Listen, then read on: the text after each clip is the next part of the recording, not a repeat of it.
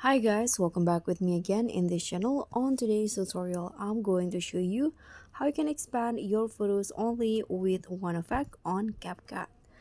So here you can start by importing your photo into CapCut.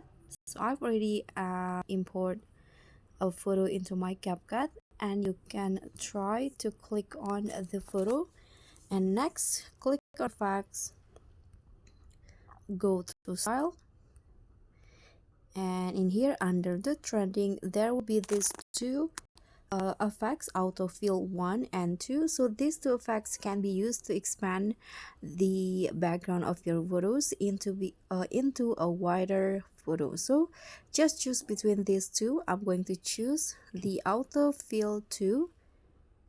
Let's try again.